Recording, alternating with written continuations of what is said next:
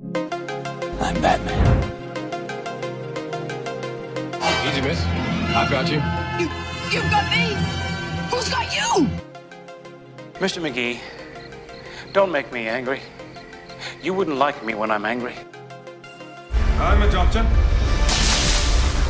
but probably not the one you expect. I'm Captain Kirk.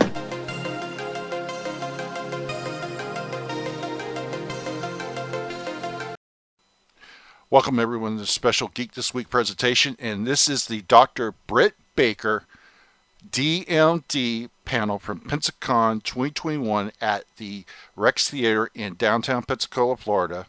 Dr. Britt Baker D.M.D., AEW superstar, talks about her career in wrestling and being a dentist. Talks about how she balances both careers. Talks about what the future holds for her in AEW and much, much more. So please sit back and enjoy this panel and check out all the other great videos on the Geek This Week YouTube channel. And thank you guys for your support. Enjoy. Dr. Britt Baker doesn't need any introduction. I'm sure you all are excited to speak with her. The first female wrestler signed to AEW. So, right. And as I said before, you guys get to ask questions. So, wait, we can use mics. I forgot I don't have to scream here. You guys get to ask questions. So at any time, if you have any questions for Dr. Baker, feel free to raise your hand. So how are you doing? I'm fabulous. Happy to be back with all the fans. It seems like it's been a decade, right, since we've all been able to hang out together. So it's very wonderful to be back and get to interact with you guys. Awesome, awesome. Well, I think that if there's anybody out here that isn't super familiar with you, I think we have to ask the first question, the burning question. So wrestling and dentistry. Tell us a little bit how you got into wrestling. Yeah, so I was in Pennsylvania in the Pittsburgh area. I was starting dental school at Pittsburgh University, and it was also came to my attention that it's a big independent wrestling scene in Pittsburgh, and I had no idea what indie wrestling was. My friends were like, oh, you should do indie wrestling. I'm like, okay, well, what the hell is indie wrestling? I don't know what that is, because I only watched the wrestling that I saw on TV. So then I did a lot of research on YouTube, and it was like all of my favorite WWE wrestlers started on the indies. It's like Daniel Bryan, Seth Rollins, Natalya. So I was like, well, this is cool, so maybe I'll just go check it out. And then I fell in love. I went and tried out at this. It's like you train in a warehouse with no air conditioning, no heat, and in Pittsburgh it's as hot in the summer and as cold in the winter. So we were training literally in a warehouse with weird men, which try telling your mom when you're in dental school, hey, by the way, I'm secretly training to be a professional wrestler, and she's like, okay, Britt. So that was a fun conversation. But yeah, I just kind of fell in love with dentistry and wrestling at the same time, and I just never gave either of them up. So here I am. That's amazing, that two dreams at the same time. That's not a story you often hear of. Now, little birdie told me that you're actually a fan of some of our guests here at the convention, particularly the Rock and Roll Express. Love Rock and Roll Express, and I love Mark Henry. I love wrestling, so anybody that came before me, they like paved the way, so it's kind of an insult to not respect them and be a fan of them as well. That's exciting. So you are actually still practicing dentistry, and still wrestling at the same time. How do you manage to juggle both those things? It's a lot of time management. I'm really fortunate that my boss, Tony Khan, who's like one of the kindest human beings on the planet. He's truly a role model. He really is, more so than I am. But he's so understanding, and he's just so proud that I'm a dentist too, that he's very understanding when I need to leave early or if I fly in late. He's okay, Britt, awesome, no problem. And how cool is that your boss is supportive of a job that sometimes cuts into his time? Because a lot of people wouldn't be okay with that, but he's just the best, the absolute best. That's amazing. It sounds like a millennial dream to have like a boss that lets you do all your dreams. Tony Khan is the best person, the best boss on the planet, the best person to work for, and I wouldn't be where I was without him in any aspect of my wrestling career. That's amazing. Now, this is some interesting things that I was reading about, was that you, I have not heard of really many people who have actually incorporated their profession into their persona, their wrestling persona. And you rely on it pretty heavily, especially in your finishes. How is it that those two things ended up melding together? So I didn't start calling myself Dr. Britt Baker until I graduated from dental school, because I really wanted it to be like a realistic thing. And for those of you who might have seen the show All In, that was the first show it was post graduation. So that was the first time I like came out in a lab coat, a white lab coat, and introduced myself as Dr. Britt Baker. And at first, for like the AEW diehards, it wasn't like a successful gimmick at first. It was very, like, the fans did not like it, and I always blame Jim Ross. I think it's his fault because he spoke about it too much on commentary. Me and him fight about this all the time backstage. But it was when Kenny Omega said, you know, we need more heels, Britt, and maybe like let's lean into this a little bit and turn you heel. And at first I was terrified because I'd never been a heel before. Go figure, right? Here I am. But and it was just leaning into everything that the fans were complaining about. That, oh, she's a dentist, we're sick of hearing it. Okay, so then I said it 10 more times on the show that I'm a dentist. You know, no, call me Dr. Britt and D.M.D. How many times do we see that in a wrestling match that I'm in? Too many, right? And then ironically, you fans like it when you're supposed to hate me. So I can't win with you guys. I can't win. That's amazing. Now, you guys have any questions? Feel free to raise your hand. Yeah. Like I said earlier when I passed by your table, that match with Rosa was killer. And taking that bump on those sacks, and I've never seen a woman get colored like that. Yeah. And every wrestler has that one person who can bring out the best in them. Do you think you've met that one person in Rosa, or do you think you could one-up it with, say, Sheeta? Well, I can't speak on the future. She does a hell of a opponent always. Every time I'm in the ring with her, I leave a better wrestler. But with Thunder Rosa, I think it's it's like the story of every Batman needs a Joker. You need you need each other for the story to work, and to have, you need the villain, you need the hero for that to work. And for us, it did work, and that's why we were able to have the storyline for 6 months, because Tony was nervous right away. He had this in his mind. He didn't tell us, but he had it in his vision that he wanted this storyline to play out and to have a big, like, lights out match. But you never know if it's going to work like that, because sometimes, you know, the feuds fizzle, and he's not going to drag something out if it doesn't work, because he's very, you know, he watches what people says. When you guys are tweeting everything, he's very in touch with what's going on in modern day wrestling. But it's the Joker and the Batman story. That's what we always resort back to explaining. It works. We complement each other, and I mean, we're definitely going to end up in a ring again. Hey, oh, you have a question over here? What was your most memorable or favorite match that you've had? I mean, most memorable, it has to be the lights out match with Thunder Rosa, just because I just think that's something, I always say in wrestling, the most important thing, and my goal is to be remembered more than anything. You know, if I don't go down as one of the best wrestlers in the book, that's fine, but at least someone will remember me for something that I did, or if I helped change something. And I like to think that match did kind of change the landscape of at least the AEW women's division. So for me, that's something that I'm really proud of, and I put my heart and soul into that match, definitely, and it really hurt too. So that's for me, will always be my favorite match. Yes. Yeah. And on the AEW ladies division, who would be your most dream match on your bucket list? In our division? Yep. So right before I broke my leg, I was supposed to have a pay-per-view match with Chris Statlander. And we've really never got to dance in a singles feud, so I think she's fantastic. And I would love to really, you know, after this pay-per-view, hopefully when I have the title, I would love to really get cooking with Chris Statlander, because she's fantastic. Yes. Has anyone come up to you like after a match and asked you to look at their teeth yet? To look at their teeth? Yeah. Oh yeah, all the time, all the time. Yeah, actually, one of my favorite stories of this is when I was actually still in dental school, and I was backstage at an independent wrestling show called Shimmer, which, like, pretty much if you have a famous favorite women's wrestler, they wrestled on Shimmer at some point, like Becky, Bailey, like everybody, Paige.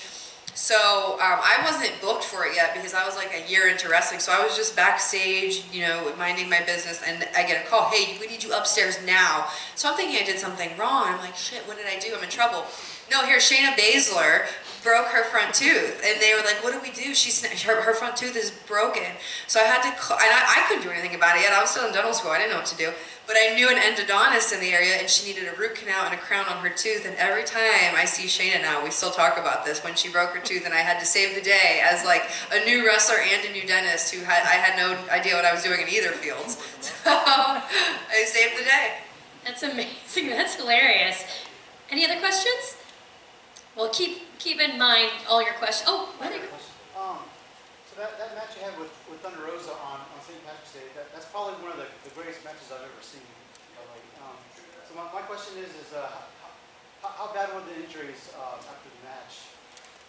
Yeah, so no severe injuries where it was anything like anybody had to, no surgeries or anything like that, because I've been through my fair share of injuries this year. But it was brutal. I didn't go to the gym for a week, and I never missed the gym. That's something like that. Like, you don't even realize how much you're hurting yourself until it's over, because you're so excited in the moment.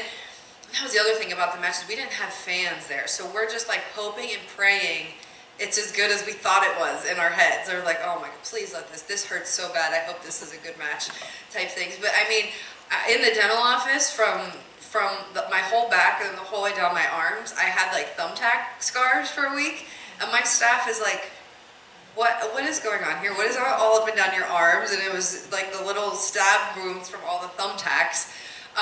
But it hurt, granted, and I hope I don't have to go through anything like that anytime soon. If I had to again, I would, but it was definitely a nice little recovery period where it needed a little time off. That's amazing. That's so funny. I can imagine saying, "Oh, my dentist is a wrestler," or my wrestler's a dentist, right? Yes. I see that there are much more women's matches on Dark and Dark Elevation than on Dynamite. Why is that, considering how there's a bigger push for women's wrestling? Yeah, so I get asked this question a lot when I do like media, and at first it's because when AEW first started, when we were Wednesday night with the Wednesday Night Wars, I mean it's a business, and it was a ratings war, and at first the women weren't doing well with the ratings, and you can't blame the people in charge for putting less women's shows, because we have to be on our game. We have to have high ratings, because if not, then what if the network drops us one day, which they're not. But now it's just a matter of building the division and building storylines, which we only have 2 hours. Well, no, we have the 3rd hour coming, right? We announced that. So it's just be patient and more time.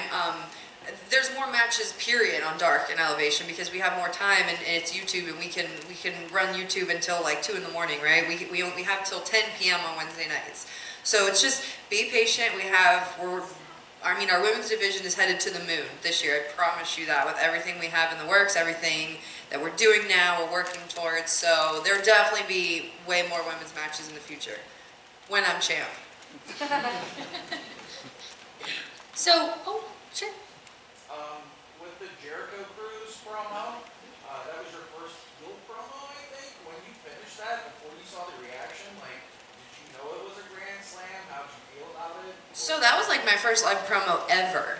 And it was like, they basically just said, "Hey, we need you to shit on Tony Schiavone and start to get a little heat." But there was really, I don't want to say no structure, but it was just like, we didn't really know where we were going with it. And then after that, it was kind of like I was really leaned into the Chris Jericho WCW, like the role model character, the conspiracy victim. So then I kind of got a little more idea of who I wanted to be and what I wanted to do. And then that's when you really start to have fun, because you have a vision and you know who you are as a character and as a wrestler. And I think that was like the turning point for me, essentially. Personally, one thing I love about AEW is how responsive they are to fan feedback and going with what works and dropping what doesn't. From your own perspective, what has it been like going from that initial character that may not have been working as well to transitioning to that heel? Is that just coming from Tony Khan? Is that talking to the execs, Twitter?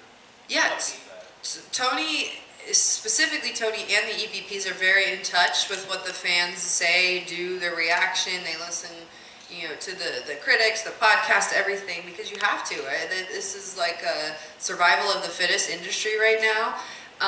And Tony, I call him a creative genius because he knows right away when something is a grand slam and right away when he knows he needs to like fine tune something. But his instincts are like none other. His wrestling instincts. He's a genius. He's one of the biggest wrestling fans you'll ever meet. Like he could spit facts and statistics about like 1980s, the territories. He's got it all down. But for me specifically, Tony has been the best because it's like he never really gave up on me. It was always like keep twisting and turning different things to see what works, and then we finally got to a point where it worked. So what is what's in the future for Dr. Britt Baker? Not that you can reveal to us, but you as a person, what is next for you? So I have next Sunday, Double or Nothing. I have a championship, a women's title match, and it's a lot of feelings with that because it is, for me, I feel like this is the strongest mentally, physically I've ever been as a wrestler. So I think I have everything to lose, but nothing to lose at the same time, if that makes any sense. Because as much as I want the title, I want the title to want me too, because I want to help the division even more. I want to take it up into outer space. So that's my goal. I want to win the title. That's what I want. I want to be the women's champion that takes the division to the moon, essentially. So on that note, what do you hope for in the future for women in wrestling?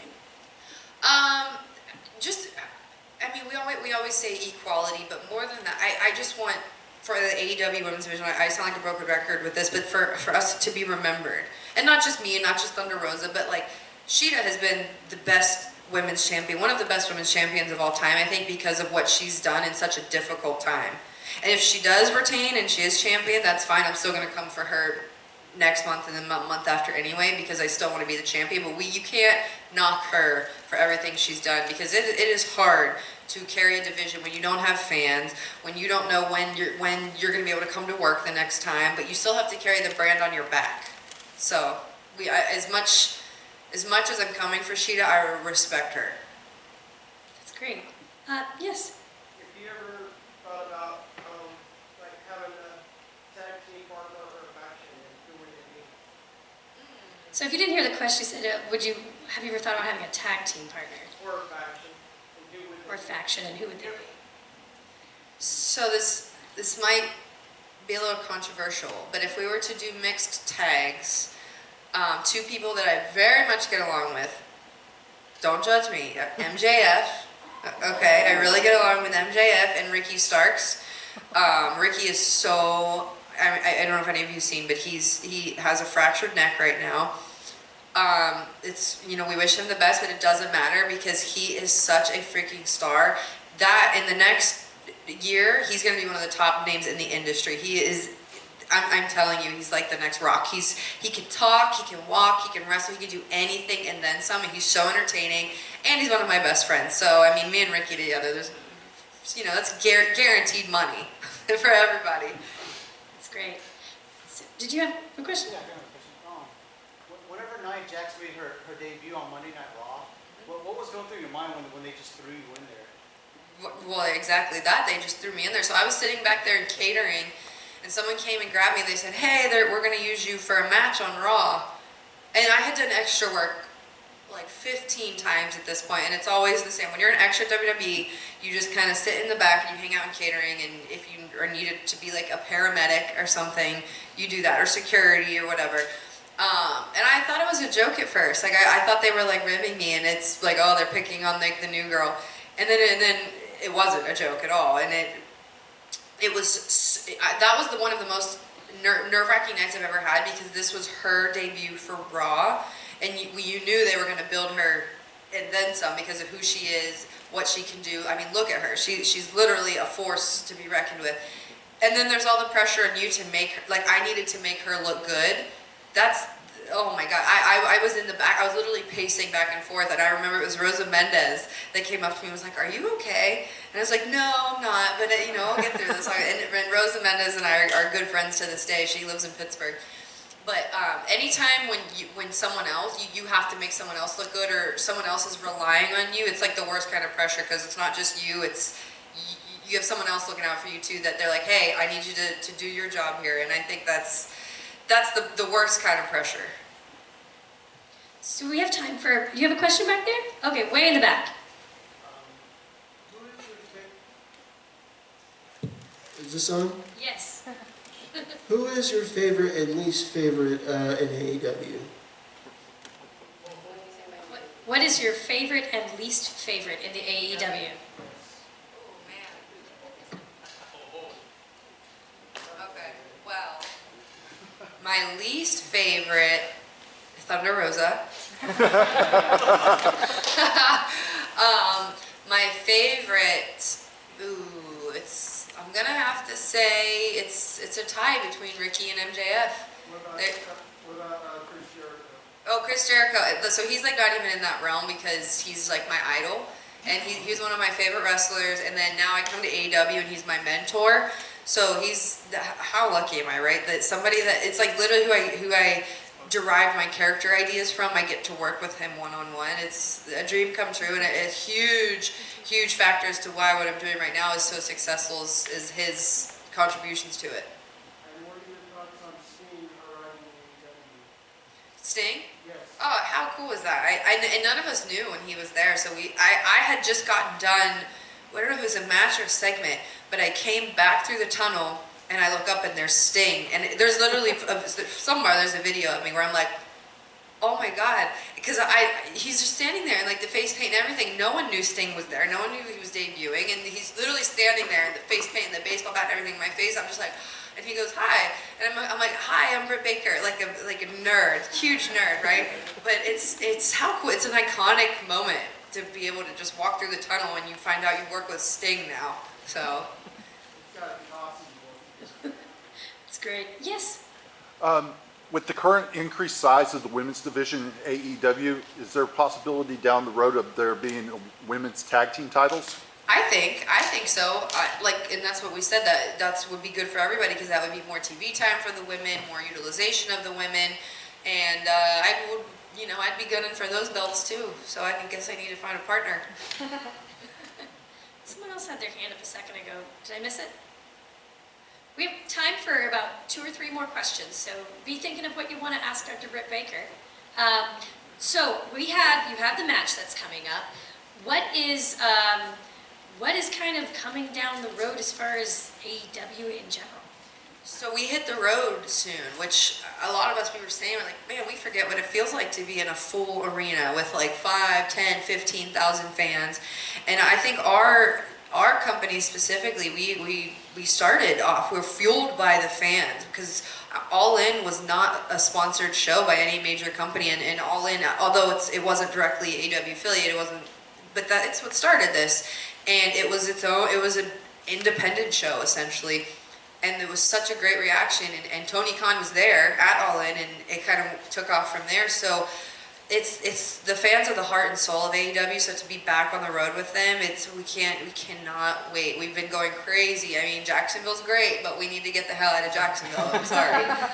So who out here is going to show up at one of those matches? On Pensacon. Oh, cool. Awesome. Yes? Well, I've actually been to a few shows at Davis Place since the No Crowd Era, and as a performer, what is it like for you in that environment where there are fans, but like chanting just isn't the same without a whole lot of people? So from a fan perspective, it's very weird. Yeah. What's it like performing? It's so weird, but at the same time, it's the norm for us now, so we're used to it. I mean, I did the tapings, when I broke my nose in Atlanta, there were no fans. I mean, there was like 5 wrestlers on each side, and we were the tiny little warehouse, so when we did the Atlanta tapings, right when the pandemic started, we had nobody in there, nothing. So then when we got to Daly's Place, at least we have some fans in there. It sounds like WrestleMania, honestly, when there's 500 fans in Daly's Place now. So I can't wait for this pay-per-view when we have a full arena, and it's between 5,000 and 6,000 fans capacity. It's just about sold out if it's not already. I mean, it feels like Christmas, and then some. Right. Well, we have time for one more question. If anyone wants to get the last question with Dr. Baker. Yes? In the time of the independence, what was your favorite promotions working for, or favorite opponents working for in the independence? So I have two for that. So I trained obviously in Pittsburgh. I'm a diehard Pittsburgh girl. So IWC in Pittsburgh is kind of where I started, but I always say the promotion that put me on the map was AEW in Cleveland, which is where I trained with Candice LeRae and Johnny Gargano. So anytime I got to like wrestle Candice was it, because I was like a fan of Candice. When I started Googling independent wrestling, that's the name that popped up all the time for female independent stars. Because her time on the independents was way too long. She should have been scooped up 5 years ago and then some, because she's fantastic. She's one of the best women's wrestlers on the planet, if you guys are familiar with her. And she helped me personally so much. And another person who helped me on the independents and actually got me my first WWE tryout was Rhino. I did a Rhino seminar, and he said he just saw something in me and kind of took me under his wing. So I'm forever grateful for Rhino. Awesome.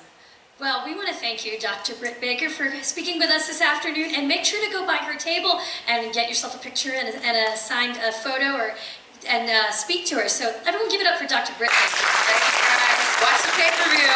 Yes, pay-per-view.